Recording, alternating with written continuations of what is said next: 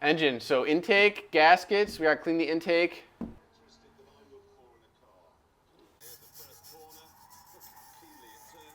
Gasket. Did it.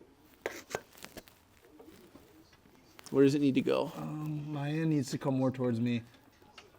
Right. All right, Theo. Come here. Theo, bro. He's just tripping over cables. All right. Hello. Welcome back to another episode of Wheels and Whiskey. Episode number 69. Yes, totally. That's the number that it is. Hey. Pretty damn close. Oh, man. It's, we've had a lot happen. And apologies again, dude. It's like every episode. Apologies for the little gap there. We weren't ignoring you. Yeah. There's been a lot of, we've had to reprioritize our time. Lots of moving parts. To get a lot of stuff done. But we'll fill you in on all that. Mm-hmm. We decided we're going to do a backtrack on the whiskey because the last episode we didn't do a whiskey because Austin was here. Yep. The episode before that we did, and it was Traveler. Yeah, which you guys never saw that. Why did we not? Because we laughed too much. Oh, We yeah. were Yeah, it was laughing. like we were high or something. It was crazy. Yeah. We weren't. We weren't, but we were. But we yeah. couldn't. We couldn't stop. We could not get stop together. laughing. Yeah, so we're gonna do Traveler today. Let me pull it. Yeah, grab it. Knocks the whole shelf over. That's kind of the thought that popped in my head. Yeah, here, I'll grab all that. So we've tried this before already once. I forgot how it tasted, so this is almost going to be I forgot the taste. I just remember that it's extremely good.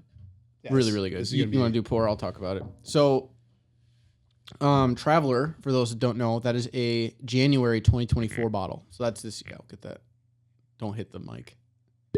Oh, yeah. So this is a January 24 bottle. So this is a newer whiskey. This is in collaboration with actually Buffalo Trace Distilleries and Chris Stapleton. So this is kind of, Jesus Christ. Yeah, Connor always gives me shit for my pours. That's is a shot. Yeah, in what world? Yeah, so this is a collaboration. It's the first collab that, oh my God, that Buffalo Trace has ever done. So we weren't expecting much from it. We're not drinking all this. I mean, I think we have to now. Oh my God, Jesus Christ. But no, we were very blown away, and we'll kind of revisit that and give you what the flavor profiles are.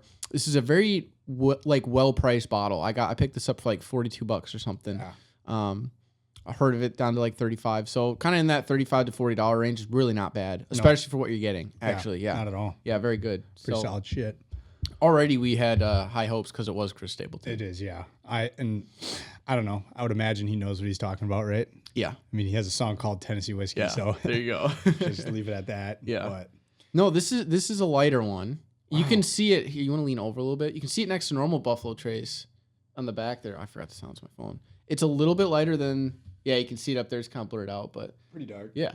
It's a lighter whiskey, but it has good flavor to it. Just trying to, it's not going to because it's picking up your eyes. It's also close to a black wall back there, so that's fair. I tried. I give it a shot. Yeah, no, it's good.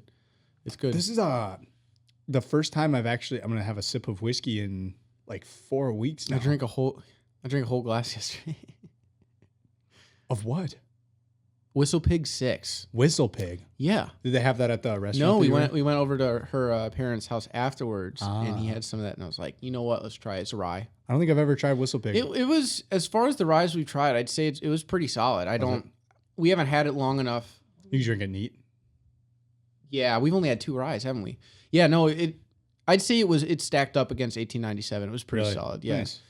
I believe those are kind of more on the pricey side though. I think like 56. Whistle Pig? Yeah. Really? The 6 year. You know, we haven't been to Greenworks in a decent amount of time too. I'd be curious to see what they have in there and and for what price too. I just don't know what we're gonna do for our next because Old Forester is gonna be a tough one to top. I'll be honest. I want to do Wild Turkey next. It's really gonna be do. good, but it's not gonna be no as great of a sequence. There's no way. Yeah, because you got the story behind it. We got so lucky with those 4 bottles. Yeah, Just so lucky. Just looking Yeah, at it. I think Wild Turkey, and then one of these days in the summer, we got to take a weekend and go out to Driftless Glen Distillery. Yeah, I think that'd be pretty solid. 100%. Well, hey, since we've been gone, there's been a lot of updates in the automotive world, namely the new 4Runner. Yeah, got really released. cool. We've discussed this at length. I genuinely am not a huge fan of the body style. Yeah, At all. I'm just not. for a lot of reasons. The front is an exact image of the Tacoma. I think the rear is cool. They redesigned the rear. The side of it looks good. But yeah, the front, I mean, you know, it literally just looks like a smaller Sequoia. The Sequoia is I was thinking about it when they were talking about releasing the 4Runner. I was at the dealership actually looking at a Sequoia, the TRD Pro Sequoia, and I'm just like, Is that how like Suburbans, Suburbans are on the same platform as the Silverado? Is the Sequoia on the Tundra platform? I think so. Yeah. I think the Sequoia is like Tundra level, but SUV. And then the 4Runner is on the Tacoma level, but SUV. Yeah. But I was looking at the Sequoia and I'm just like, why would you buy a 4Runner? I guess, if you don't need a bigger SUV, you just need a smaller one. the Sequoia is a big vehicle. It's a big vehicle, but at the same time, it's like, what are you going to make look different than this other than just making a small version? But, it's the same thing with the Tundras. What are you going to do differently to make the Tacoma different too? It's the same thing. It's all the same thing. Yeah. So I don't know. Maybe that's what's steering people in the wrong direction with the 4Runner is that it's all just looking the exact identical. But what I think we're failing to understand is that like, it's just all different markets, right? Like the Sequoia hits a market of like large upscale family, right? Yeah. And then the Tundra hits the market of large upscale family, but the dad, right? And then the Tacoma is like, boys like me. I was excited for this because of the new motor, and now you're telling me that the new motor's not doing well in the Tacoma. It's not. I've heard a lot of bad things about the iForce Max. I don't think it's the iForce Max one because that hasn't dropped yet. That hasn't come out yet. I don't think there are any TRD Pros in the market yet. Oh, I think that's coming later this year. Okay. But what I'm hearing is the turbocharged 4-cylinders, like the one that I test drove, and the TRD Sports. So my TRD Sport from last year, the third gen, is a 6-cylinder naturally aspirated, right? Yeah. And now the new ones, the TRD Sport, the exact same trim model, are turbo 4-cylinders. It gets up and goes, right? But I think people are just like, I mean, it's a 4-cylinder, and it's like, okay, cool, it's turbocharged. Yeah, the other thing too is like the torque is completely different compared to like a 6. Right, but like because it's turboed. What do you need torque for? What do you need torque? Well, pulling, right? But like you get the same thing out of the 6-cylinder. You know what I mean? The 6-cylinder, the torque is way lower.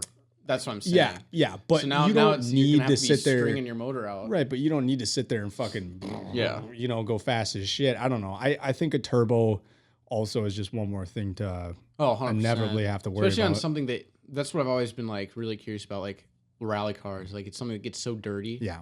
And you're adding something that can't have dirt in it. Yeah. You know what I mean? Well, and it's a truck. Yeah. I don't know. I mean, maybe I got a different opinion. No, I'm disappointed about the 4Runner just because of one, the price point that they're entering these at. Like they're too upscale now. That's the issue. Yeah. I mean, you can get it without the 14-inch touchscreen in it. Right, but now you have to downscale everything else inside the vehicle. Yeah, and I'm sure you can't get any of the higher trim models without that, So it's like when I look at that and I see all that, because I was kind of waiting before I made a decision. I'm not getting one soon, but like the next vehicle I get when this Corolla dies, I'm going to get a 4Runner. Yeah. And I wanted to see, okay, is it going to be this generation or the last one? And I'm going to get a last. Like probably like what you did, like the 23 model, right? The 24 model. And yes, the interior is a little bit outdated, but it looks like it can handle it a lot better. It's better. It's better. It's overall just, and this is the same thing with the GTI. This is the exact same shit that I'm running into with the GTI, right? Is the Mark 7 that I had,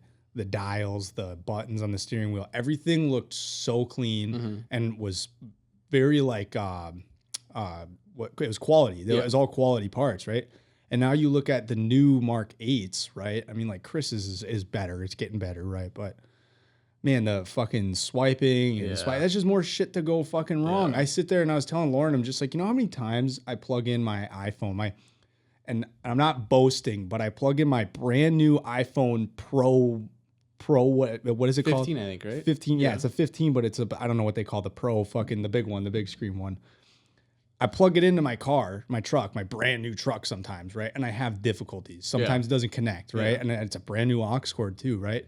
So I'm sitting there thinking, man, I would never get an electrical vehicle one, but I'd also never get a vehicle that doesn't have dials, knobs, and buttons. Problem solved. Get a 1983 Porsche, and you don't even have to connect your phone. Because guess what? I'm gonna try to swipe my fucking volume up, and it's not gonna go up one of these days, and it's just gonna go down while I'm swiping it up. Like those are the problems that I think of running into with cars like that. Yeah.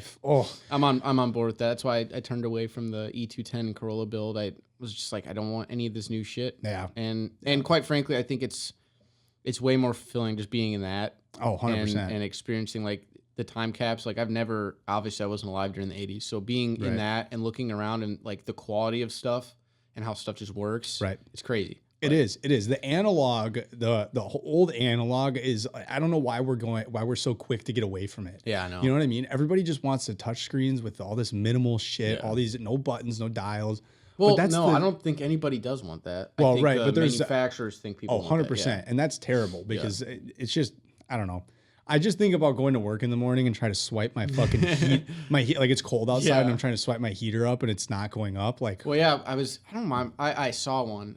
It's a Cadillac like ATS4, but I remember in the past there was a Cadillac that I drove that the dash went out and the screen, and the screen was how you controlled all of the AC. Yeah. So now your AC is stuck in whatever mode it was in. You can't ever turn off unless you replace that. It's just stupid. That's ridiculous. But I digress. We can move on. Yeah.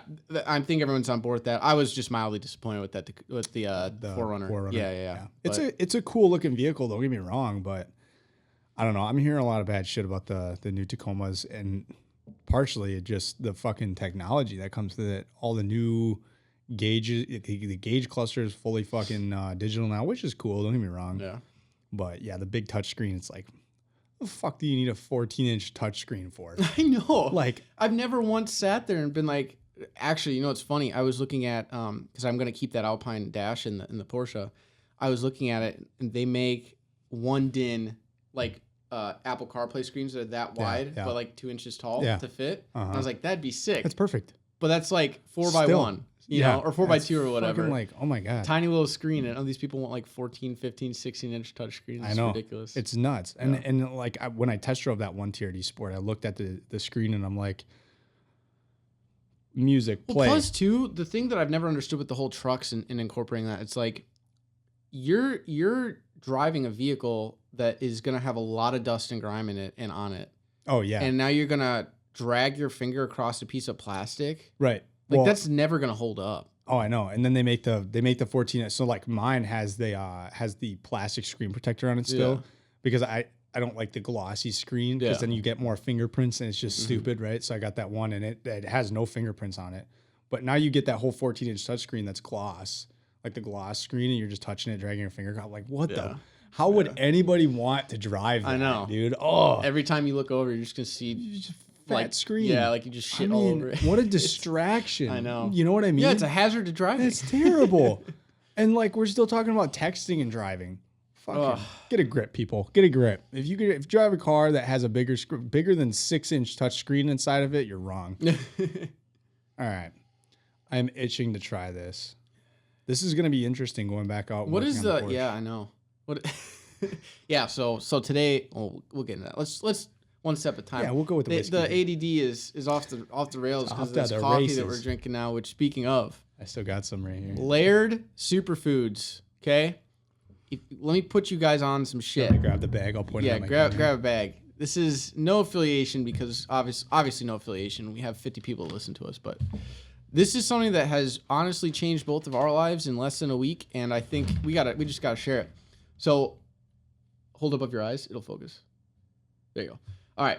So that says functional mushroom on it, okay? Mm-hmm. Now before you fucking discount this shit because people are gonna think we're crazy, okay? This stuff specifically is the focus. This has lion's mane. I think it has chaga in it. Some other ones, yeah. Cordyceps. On the front, yeah. So basically, what you're getting with this coffee, this is the focus. We also have the Perform, and the Perform is what we both drank today, right? Yep. Perform, yeah. Yep, I had Perform. You're getting really good coffee. It's real coffee. Yep. And then you're also getting extract from all these different types of mushrooms, and essentially what they're doing is increasing brain health all around. Like, honestly, the first time we drank this, we were working out in the car, and it was like 3 hours later, I'm like, do you just feel sharp? Yeah. You feel so sharp. Like, my brain feels like it's working better.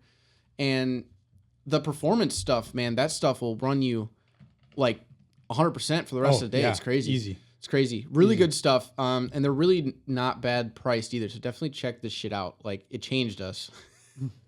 And then this Sleep and Recover. But you're getting things that are like brain healthy. Yeah, you know what I mean? It's actually really, really like, good. This isn't just shit that's added to it. I mean, and one of the things that I've been on before we dive into this shit, here goes my ADHD again, but like the like dyes, right? Like when you're looking at any types of foods or even, and the big one that's frustrating me the most right now is we have hydration packets at work. And I looked at it after we talked about this. All mine at work have Red 40 in it and too. these are designed to be healthy for you, to get your body hydrated. Yeah. But it's got Red 40, Blue 1, Yellow 2, whatever. And that shit, read about it. I'm not going to go on a fucking tangent here and explain it, but read about it, watch videos on it. That stuff is so bad for you. If you're planning on having kids, I would cut all dyes out because it's going to fuck them up. It is. I mean, that shit is so bad for you. It's ridiculous. All of this stuff is super clean, extremely clean. But this stuff is crazy. I thought this was all bullshit too. So this is essentially, you've had it already, right? You've tried it. Would you say it's like chai kind of? It's like chai or it's like tea. It's like a tea. It's not as much as like a coffee, but I drink this right when I get home in the morning, before I go to bed. And what I notice is when I wake up the next day, I feel like I actually slept. You feel rejuvenated. For sure. Instead of like a rough sleep. I just feel it's a slight difference. It's nothing crazy, but it's enough where I'm like, okay, that was probably worth that money. Even going to bed though, like because you mix this with hot water, right? Yeah. You mix this with hot water, put it in there. Lauren did it better than I did. Mine was still a little bit grainy. But Lauren made it really, really good in a mason jar, and it's just like so comforting to even just drink. I think it's all bed. It's just part of like that wind down process. Yeah. No, okay, yeah. Side tangent. We have this shit, and I keep it up here because it's cooler up here. Definitely recommend that. That stuff is insane. Like I said, we're kind of trying to get the focus. We're not affiliated. We're not nothing by them. No just paid. Something that we just recently started and really, really like it. So back to the whiskey real quick. Yep. Ooh, I should stop drinking it. Actually, I'm actually drinking that coffee right now. Well, the performance one out of my Falcon Tires cup. All right. So this is a different one off the nose. Yeah. All right. Recuperate back to the whiskey. Oh, man, I gotta think about this. All I'm tasting is coffee. Let's try it.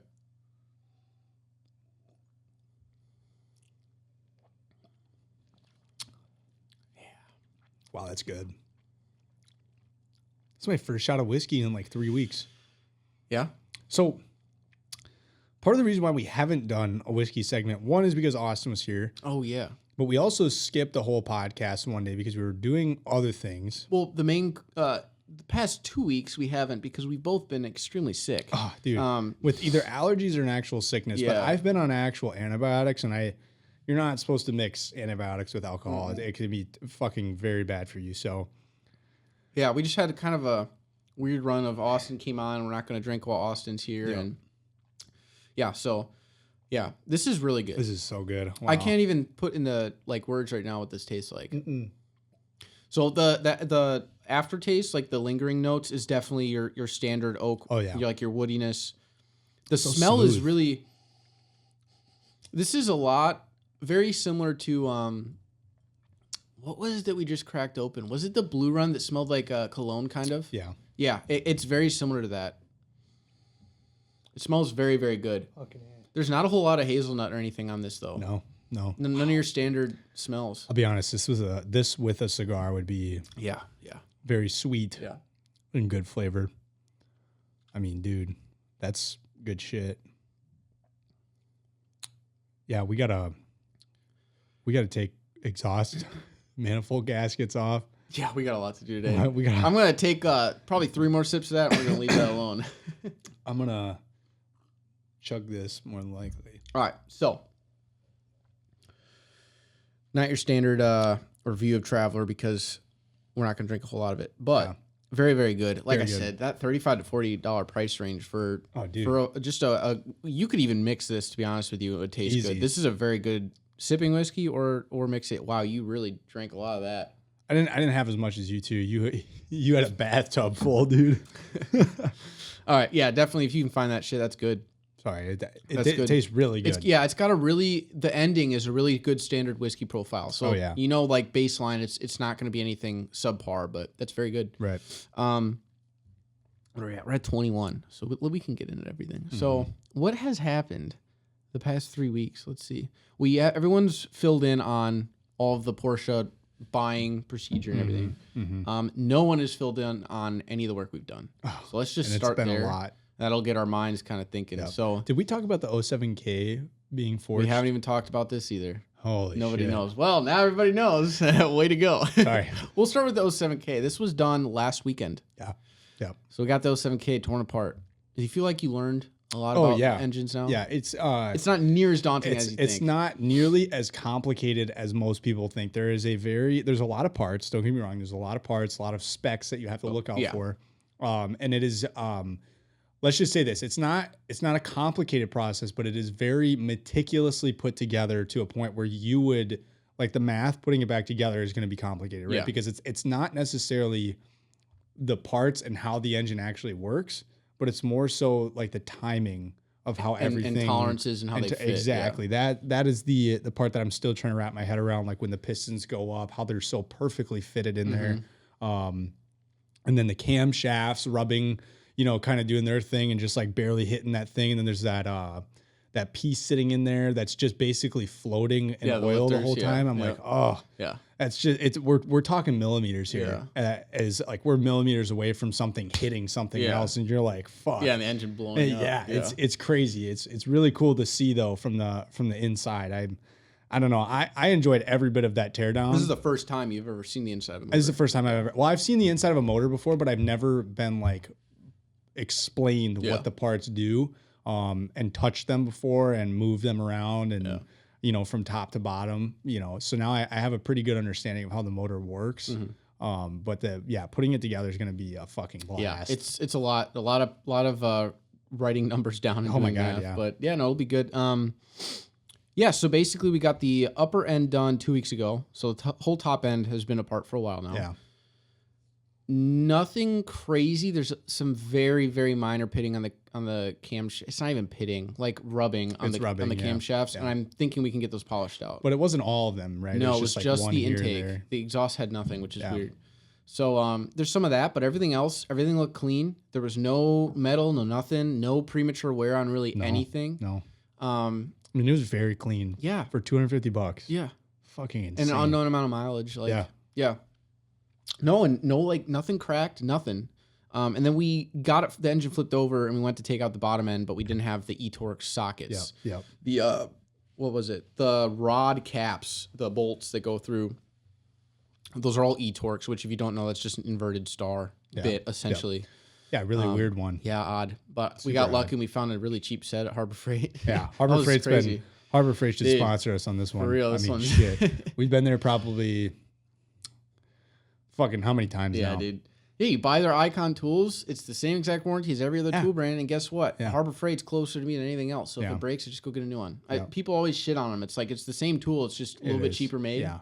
It's going to break prematurely, but then you just get a new one. And the 18-year-old at the register is not going to ask you fucking questions. Yeah. But so we got everything taken out on the bottom end then, and a little bit of oil spillage.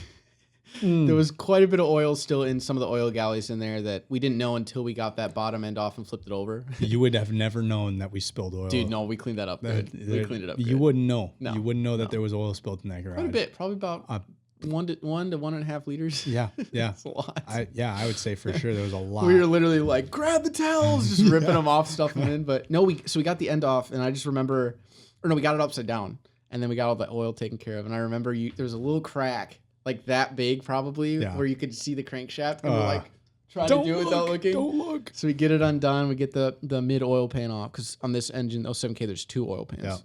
And we get it off, and everything's exposed. And there it lies. There she was.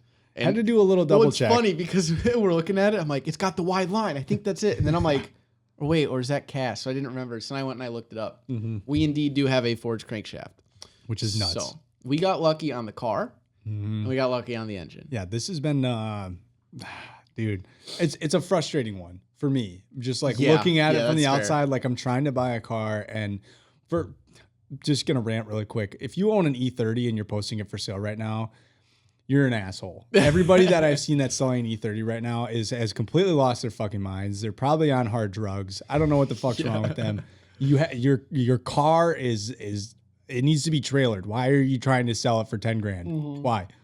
It doesn't have a motor. It doesn't have a drivetrain. It doesn't have anything in it. Why the fuck are you? I can see how it's hard to see how lucky we got with this, and then to go out and look again. I know it's pissing me off a little bit, but I'm being patient, right? Yeah. That's the one thing that I'm trying to fucking learn right now is some patience because continue. Sorry. I just don't want to go out and buy another fucking car, that I'm not going to enjoy. So I got the quote back from Barrel Machining up in Green Bay. Just under $900 for all machining work. Really? So does that include a hot bath, like all that stuff? So this is like multiple. So they'll hot bath it and bead blast it first to get all that shit off. Then they go and they'll mag particle test it for cracks. Holy shit. The block, the head, and the crankshaft. So now what happens if they find a crack? It depends on where the crack is. You can weld it and fix it, or it might not be repairable. I doubt there's a crack because there's nowhere. Because we don't see any cracks, but there are.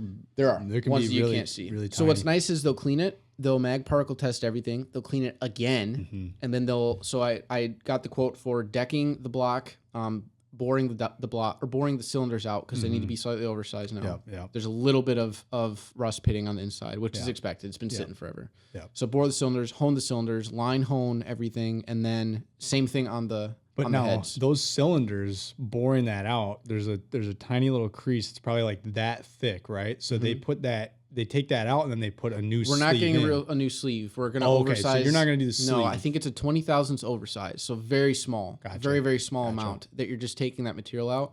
There's a limit to how much material you can take out before you need to re-sleeve it. We're not in that zone yet. So you can just basically take the surface off. Right. So we're taking that surface, rehoning it, and then you buy matched cylinders to it. Yeah. Gotcha. So do you have to upgrade the rods for that? Well, we have to anyways. Okay. Yeah. Okay. Rods aren't really contingent on the diameter though. Gotcha. So basically what's going to end up happening is it's 82.5 millimeters diameter right now. Mm-hmm. I think it gets bored out 20 thousandths over. And then you have to, when you buy the new cylinders, you have to make sure that the piston to wall clearance is on the cylinders I'm getting. It's 0.08. So we just have to do the math to figure out how to get it. How big the cylinder needs to be. And then everything will be fine from there on. But yeah, everything that we need to get that engine completely back to a good starting spot under 900 is, I mean, I've never done this, but I was expecting way more money than that. Oh yeah, I was thinking. So the crazy thing is the original plan was the LS. Mm-hmm. So I was going to buy an LS 1 out of a C6 Corvette. Yeah.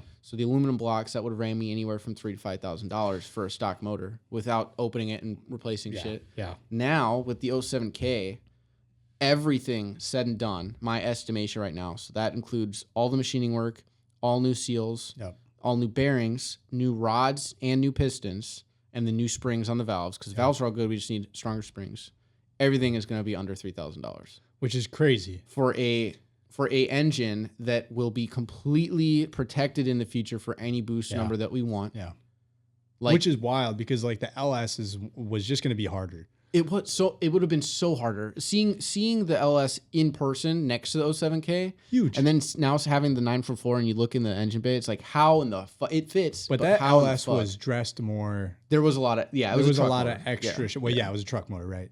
Yeah, there's a lot of extra shit on that fucking thing. But yeah, now like looking at the block out there, dude, it's small. So small, yeah, it's small, which is great. There's going to be plenty of room for the turbo, plenty of room for the all of the piping and the intake. Well, even with the 4-cylinder that's in it right now, that's a huge 4-cylinder. Dude, yeah, that you engine. Still have room for a turbo on that 4-cylinder too. So I mean, now you're adding another cylinder in a smaller overall engine, which I still can't comprehend. Yeah, the whole package is way smaller. Yeah. It just doesn't make any sense. Yeah, if you haven't seen a 944 engine, they're hogs. They're wider than an LS for sure. Yeah, getting that thing out is going to be the hard part. I think sits at an angle. Yeah, it's going to be It is what it is, though. We'll cross that bridge when we get there. But yeah, all in all, the 07K we've been extremely lucky with. Oh, yeah. For a full Forged internal build, I mean, for how lucky we got this picked up at, I mean, we're looking at a very cheap engine. Yeah. We got a very cheap car.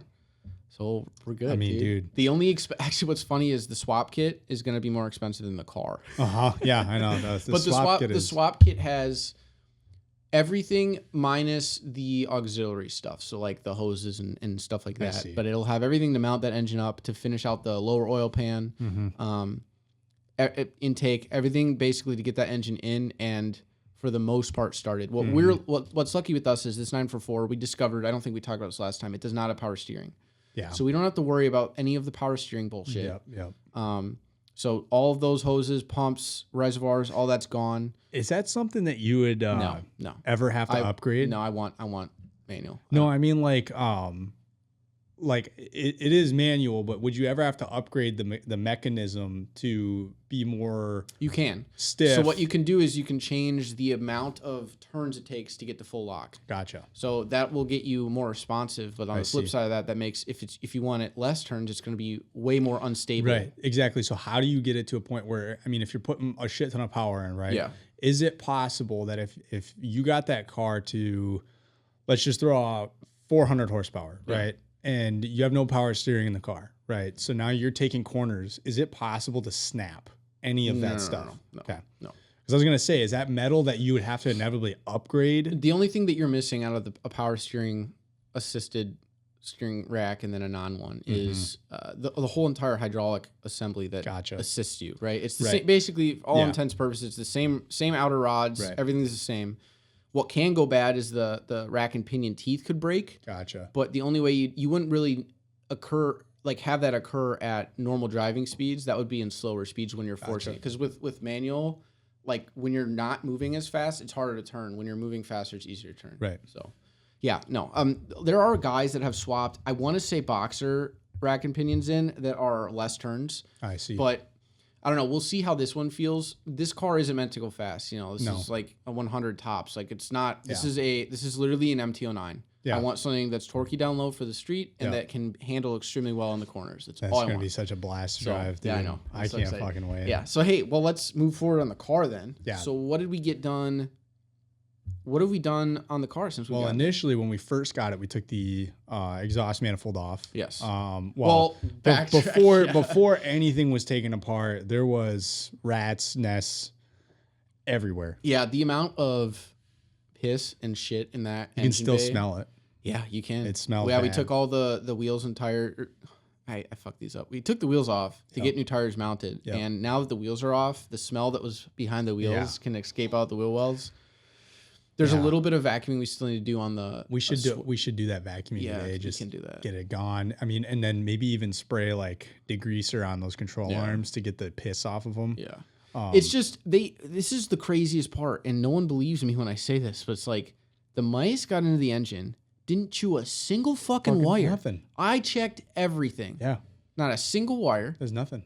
They didn't even chew the airbox. They made their nest above the airbox. Yeah. Did not chew the airbox. Didn't make it under the airbox at all. They didn't even make it into the cabin of the car. They made a mansion in that thing. Oh yeah, and didn't destroy anything. No, it's the weirdest, most lucky thing ever. Well, now, actually, no, they couldn't have gotten further in the exhaust, right? They couldn't have. No, because of that baffle. Yeah, because the baffle would have stopped them from. Yeah, that was the other thing. So after we cleaned all the mouse debris out of the engine, so in the engine it was the worst was on top of the strut towers. Oh, yeah. That was where they shit. So we're talking like half an inch of just caked on piss and shit. It was bad.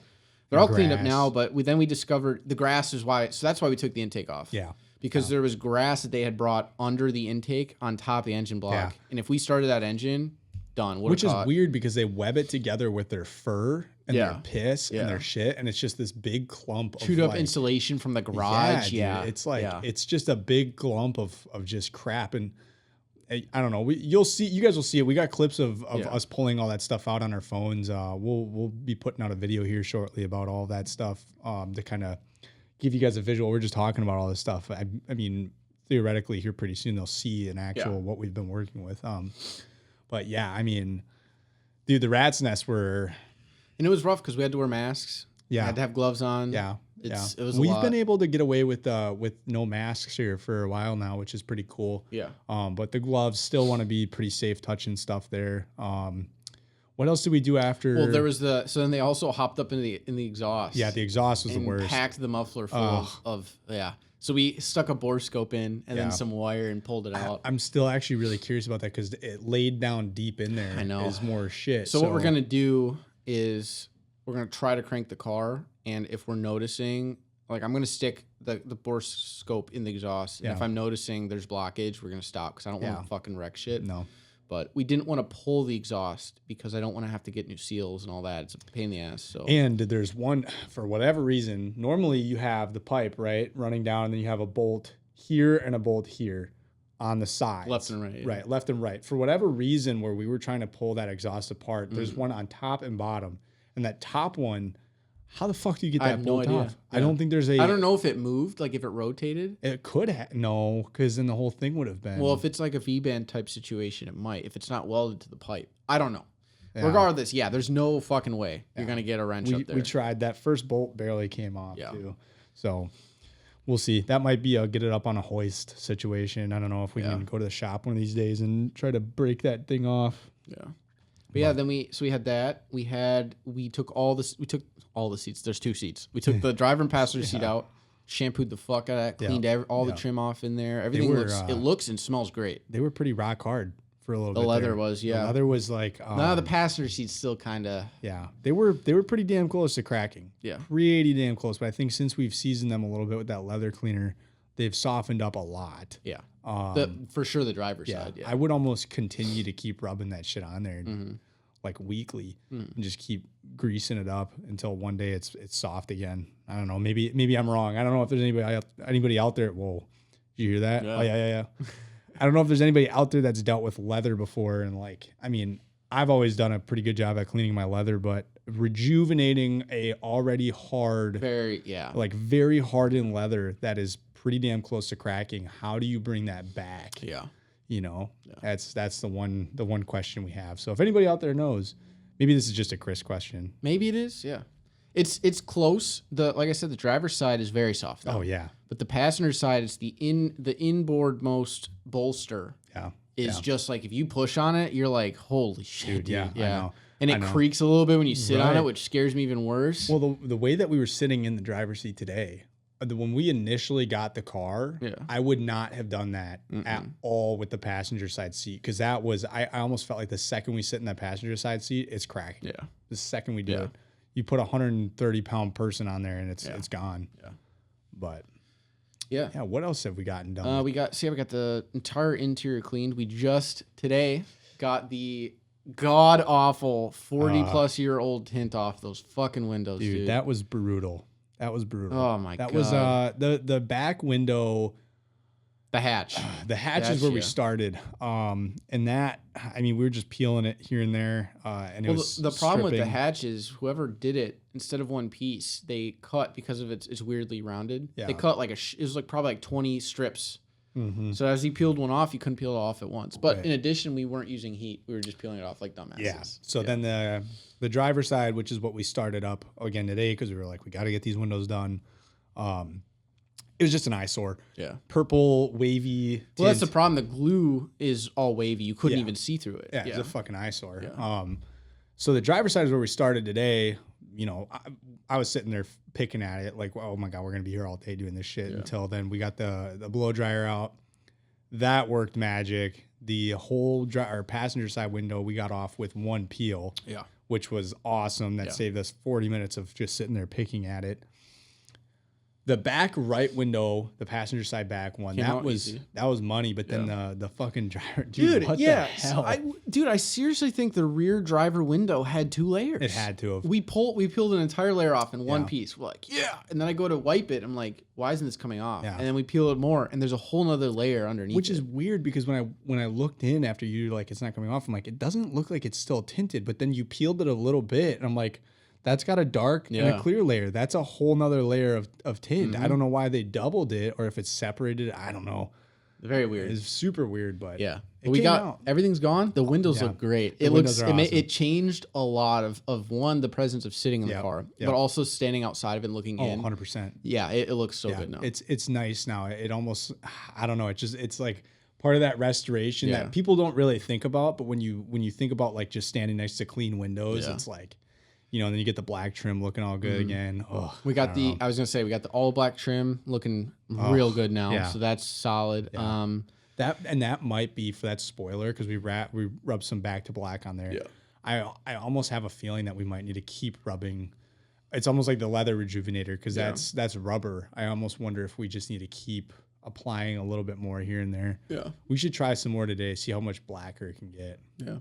I don't know. We got new wheels and tires. Yep. Or not wheels. God, just tires. So Yeah, just tires. Just new tires.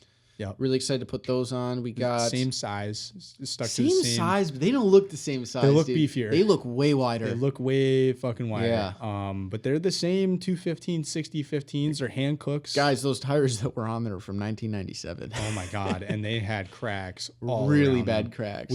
Oh shit. It's soaking wet in my truck bed now, but I do have one that we're saving one. We're going to put it somewhere in the studio here. Which is funny because years from now, that tire is probably going to be even more cracked. Yeah, I know. Like, I don't know how we're going to keep that thing. I mean, we might have to put some dressing on there to keep it, but really cool. Intakes off. We already said Shampoo. You shampooed the shit out of the carpet. I started removing some corrosion in the battery box. We have a battery on order, and these motherfuckers are taking forever. It's been 3 weeks now. Yeah. Allegedly, there was a storm that delayed it, and it's supposed to come this week. If it doesn't, Which is true. Yeah, there was a storm. There was a big snowstorm in Colorado. I don't know if that's where it's coming from, but I had a shipment for work that was supposed to be here, and it ended up coming on Saturday, and it was supposed to be here on Friday. So, but they were delayed by a big snowstorm in the mountains of Colorado. So, I wouldn't be surprised. There's a lot of tornadoes going through right now. Yeah, it's kind of getting a little weird right now with the weather, but. What else? So we got the battery. So the big thing that I'm gonna do this week, I got to pick the tool up today, is which we should talk about Carden and Coffee. I got to do all the belts. So the timing belts and accessory belts need to get replaced. We have everything. It was really cool to get a box from FCP Euro with all of these OEM parts in it, and you open it up. I'm like, God damn. One of them that we replaced already was the air struts on the hood, which look amazing. Yeah, we were propping the hood up with a bar from the jack. Yep. To keep the hood up. The pole, because it's both air struts, but the brand new air struts look amazing and it holds it up great. Yeah. So the big thing is the belts. I think that's pretty much it. Yeah, the belts, and then the last to do would be the new battery, and then the fluid swaps. We do still have to take the fuel injectors off too and clean them. And clean them and make sure that we didn't damage them. We accidentally dropped the fuel rail with all 4 injectors on top of the engine, and it went down tip first. Yeah. And we looked at them, and they look fine, and they're really expensive. Yeah, they're very expensive. Because they don't make these anymore, so it looks like it's all surplus injectors. Yeah. So we'll see how that goes. But just send up a prayer, if you will. Yeah, dude. That's gonna be more than I paid on tires for injectors. Literally, yeah. The injectors are gonna be more than your tires. But shoot, what else was there? Taking a wire brush to the hubs. The brakes are phenomenal. The brakes are phenomenal. I would definitely take a wire brush to the hub mounts. Yeah. Before we put the wheels back on. We do have to clean out the back of the wheels yet. Yeah. There's a little bit more on there that we could clean off. And then we can mount those wheels and tires. Maybe we should take like something and try to wipe the struts off. And I was gonna say I'd like to wipe everything down underneath first. Sure. Yeah, just so you're not caking more road grime on this summer. I think the wheel wells you could almost take like degreaser and just probably and just spray the whole thing. Well, maybe not the hydraulic. Dude, we should probably just wait to do that. Then we'll take it to a self-serve car wash and do that. We could just crank the wheels, spray inside, and you could do that. You know, I don't know if that's gonna. I'm also half worried about putting water on the car. I was gonna say I don't know if we should do that. I almost think that we should just take degreaser and just spray the whole thing. Just hand wipe it down. Yeah, hand wipe it, because once you start spraying water in there, God, you don't know what's getting a little bit rusty. That water might stick around in. We already realized that this car is not good at draining water. Yeah, so like all the sills that catch the water on the windshield drain to the top of the battery box, and then it just runs down the bottom of the battery box into another drain. So the bottom of the battery box is like pitted. Yeah, so every time you drive the car in rain, you're guaranteed to have water pooling up in your engine bay. Yeah, which is so odd. It doesn't make any fucking sense. The way that the drains are positioned is not an intelligent design. No, the water is exposed and running over metal and the battery. Yeah, which I don't think it's the worst thing that's running over it, but it's the fact that it pools up and it sits there. Right. Because where water sits, that's where rust starts. Right. So it's like just these two tubs right there behind the windshield. Yeah. Between the windshield and the engine bay that just have water pooling up in them. Yeah, it's so and then weird. it goes from one pool to another pool, and then it just sits there in the engine bay. It's like, what the fuck? This water is just leaking onto your engine, you know? Which very weird. I wouldn't drive it in the rain. Well, I'm not going to drive this in the rain anyways. It's going to be treated like my bike. But just in case you end up accidentally driving it in the rain, because that does happen, the tube extensions are going to be game changer. I'd almost have those drain all the way down. Yeah, so I'm just going to get extra tubing and run it from where the tube ends past the battery so it drains straight down to the ground instead of on top of the engine. Which is like, why wouldn't you do that in the first place? That's not hard to do. No, you literally just got to get a bigger tube, suck it over, and then... you can just put a hose clamp on it. Clamp it with a hose and then fucking run it down and then cut it. Yeah. It's that easy. Yeah. It looks like they just cut corners from material, which it probably did. Easy. But yeah, no, that is kind of it. Yeah. That's about it. Guys, this motor is close. We are we're currently filming the introduction video for the car and the car build, and it also, I think we'll probably do a separate one for the engine, if not the same. Yep.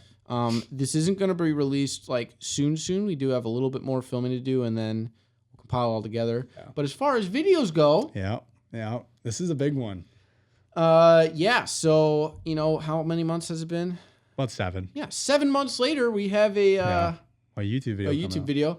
Slammed Enough Gatlinburg 2023. Yeah, probably our highest quality video ever performed. Yes. So shout out to the people that have been watching the 2-year-old one that somehow just is climbing. Still crazy. Going on recommended pages. Yeah. People saying, I think this video doesn't have enough views. I know. I was like you're telling us, but wait till you see the second one, dude. You haven't even seen that one yet. So if you've been waiting, if you're included in it, which I just feel like an asshole for not getting this shit out, but it is what it is. We've had life, and I'm not the only.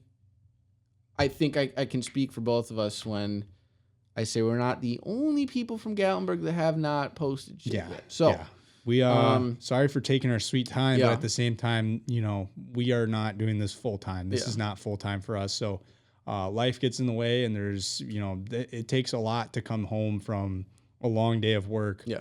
And devote time to obviously your loved one, but then also try to sit down and crank out a video that other people are really there's a high demand for that video from a lot of people. Yeah. So we should have a trailer this week. The final finishing touches for the intro we're going to work on today. Yep. I have to stay up till 2 a.m. so I'll work on that tonight. And then we're going to do the test exports this week, and we are hoping to drop it next weekend. Probably Saturday would probably be the best day. Yeah. Which Saturday we might have the Porsche running too. Yes, which we're hoping we can get the car running. Yeah.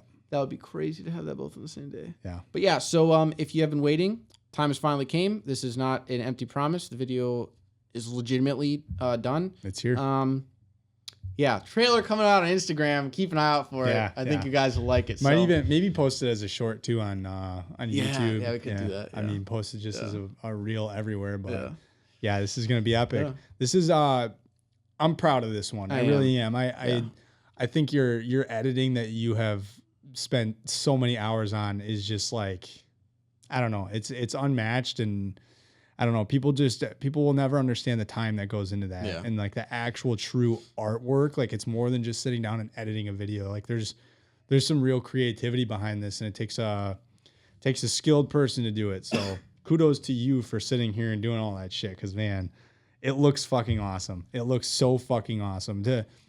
It's more than just the look of it. It's more than just the visual, right? It's also which I think is more important for both of us. Yeah. The ability to now go back and witness and experience that whole experience again. I was going to say, I think, so like every time we watched 2 years ago, the 2022, it's very, very much a reliving moment of that video. Yeah. And this video is so much more of a transport you to our actual experience. Oh, like 100%. it's the way that we recorded it and the stuff that we recorded, all of our memories that we have of that, it's hit. And it's hit like sufficiently well. Yeah. The emotions, the goosebumps. I mean, and this isn't to say like, dude, I fucked up a lot of shots, and unfortunately there's a lot of shots of cars that we filmed that none of them turned out. Yeah. I mean, for Eminence, the entire like the white BMW. Yeah.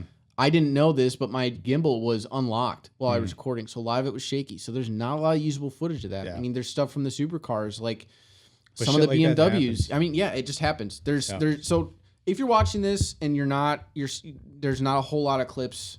That's why. I mean, I think we'll do a better job of explaining this in the future, but it was a lot going on. Dude, there was a lot going on. So. It was more than just the editing time too. It was while we were in Gatlinburg. I mean, dude, that was a stressful trip. There was a lot of just go. I mean, we were waking up. Yes, we were taking our time making good breakfast, but when we were out in the truck, it was, hey, let's set that camera up. Let's get this going. Let's get that going. And I want everybody to hopefully just appreciate the work put into it, because this, I'm not trying to sound arrogant or cocky, but I do think that it is going to be the best video from this Gatlinburg. Yeah, I think the uniqueness of this is going to stand out. It's not just another one of those cinematics. I mean, this has a lot more sustenance to it. Yeah, this is a story. This is a full-fledged story. And I swear to God, you all better watch this in 4K, because I didn't fucking sit through the rendering of this asshole video for you to watch it in 1080. I swear to God, 4K. That bitch better be on 4K, and you better have it on good speakers, headphones. Yeah. A lot of audio design in here too. Oh my God, there's some time. This is not just your average YouTube video. This is some quality shit. So hopefully it's appreciated. We hope you guys enjoy it when it does inevitably drop here in the next week. Yeah, dude. Yeah, I don't know. I think it feels like, I don't want this to come off the wrong way, but it feels like a huge weight is finally lifted. Dude, we got the video done. Like not to get it done, but like the video is done and we can share, because like everyone that participated only knows the part that they participated in. Nobody else knows what else we went through. Like we told people like, oh, we had this podcast. So we shot with these. Like but we didn't show. Yeah. You know. I know, and you guys can see probably in Sam's back. Oh no, you can't. It's cut out. But on his other monitor, there's a picture from Gatlinburg, and it's, God, this is one that, like, man, I've been talking about it since we went to Gatlinburg. You know, people will ask, oh, well, what, you know, about the Gatlinburg video, or, you know, I'll mention it and say, yeah, we were filming in Gatlinburg, Lamborghinis. We were doing rollers of Lamborghinis through the mountains, and there's a lot of people that just like, you know, really? I don't know if I believe that. Well, there it is. It's this is like a fucking crazy one, you know, because like when we started initially filming, like it was just you, me, with your old A6000 at Road America, just fucking point and shoot, you know, whatever. And now it's like something that we filmed to look back and say, like, that is an image from Sam sitting on the tailgate of the automotive artistry truck driving through the mountains. That is fucking awesome, dude. In incredible detail. It is. Incredible detail. Man, I don't know. I'm at awe. Well, yeah, that's what we've been up to. That's a lot, and I know we keep. Guys, we're going to talk about the 944 a lot. Oh, yeah. Okay? If you're sick of it, just leave. It's fine. Yeah, just leave. But if you like really artistic, cool builds, that's what we're we're shooting for a very unique build series with this. So, yeah. God, I love looking at these pictures. I do too. That's, man, this is a dream come true. I mean, we were just thinking about this. I said it out loud down in the garage while we were working on it before filming this podcast. But, you know, him and I have been going to 0 to 60 for a while now. Like we'll show up and we'll see a bunch of the old heads, the smart guys that, you know, are just sitting there with a cup of coffee working on Porsches, and it's Saturday, you know, and they're just sitting there working on Porsches, and you're like, man, what a dream. What a dream. And here we are, you know, obviously we're not in a nice shop with an F40 sitting in the other room, or sorry, F40 LM sitting in the other room. But, you know, like you said, we've been kind of working with what we got for a long time now. I mean, fuck, look at this, you know, we couldn't paint the walls, so we put fucking fake walls up, you know, and that's what we've always been really good at. That we've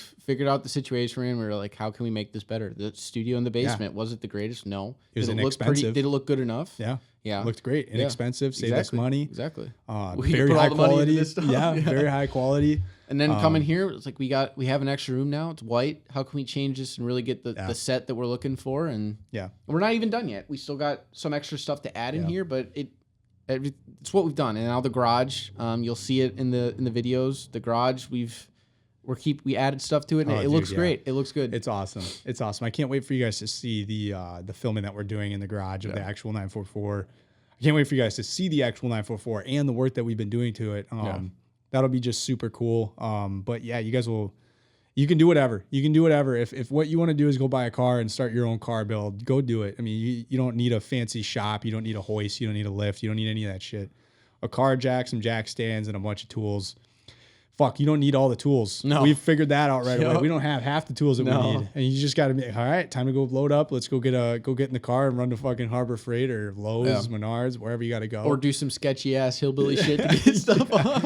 Yeah, duct tape, whatever you need. Yeah. Whatever you need, man. Let's just we'll figure it out as we go. Yeah, that's how it is. Yep. Go do it. Go do the Well, awesome. Thank you, everybody that's been listening. Dude, the people that have been watching these videos, we have videos that are like years old that are like climbing suddenly for some reason. It's weird. Thank you. We appreciate if you're new, we probably should have done this in the intro. Welcome. Thank you for coming along on this journey with us. Next weekend, we'll have a video or a podcast out too. So check back in. Anything else? Hopefully that car is running. But Gatlinburg video next weekend. Keep an eye out. If you follow us on Instagram, the trailer will be on there. So yeah. All right. Thank you for listening. Thank you. Bye.